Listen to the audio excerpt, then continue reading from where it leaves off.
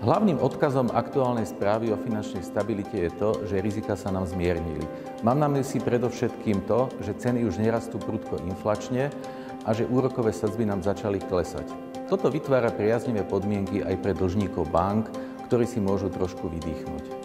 Dôležitým krokom je prijatie konsolidačného balíka. Tento iste prispeje k udržateľnosti verejných financií a takisto aj k zachovaniu finančnej stability.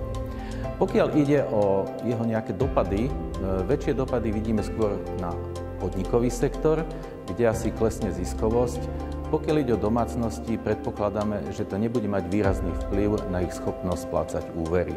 Výhliadky do budúcna však sú neisté a v tejto oblasti by som bol opatrný. Mám na mysli predovšetkým obavy o hospodársky rast. Keď sa pozrieme na Nemecko, máme tu veľa otáznikov, ako sa bude ďalej vyvíjať a situácia v Nemecku bude ovplyvňovať aj našu ekonomiku.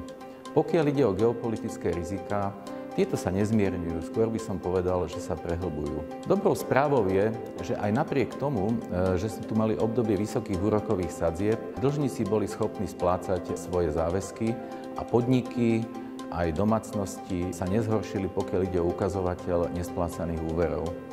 Pokles úrokových sadzieb nám však spôsobuje to, že sa nám oživuje trh s úvermi. V oblasti hypoték vidíme, že tento trh sa mierne oživuje, sú tu isté nárasty, ale nemôžeme očakávať, že tieto nárasty budú také výrazné, ako boli v predchádzajúcom období. Naopak, trh s úvermi v podnikovej oblasti nám prepadol a sú tu niektoré sektory, u ktorých to ide trošku horšie, napríklad sektor komerčných nehnuteľností. Výhľad do roku 2025 máme zatiaľ trošku zahmlený a preto nebudeme zatiaľ meniť ani naše opatrenia, ktoré sa týkajú kapitálových vankúšov a limitov na úverovanie.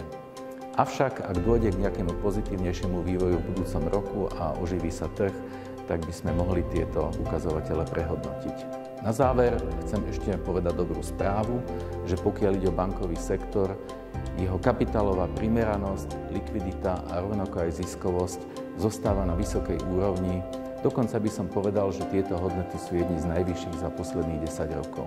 Pokiaľ ide o odolnosť bankového sektora a širšie aj finančného sektora, stresové testy nám preukázali, že táto odolnosť je stále veľmi vysoká a sektor je pripravený aj na nové výzvy.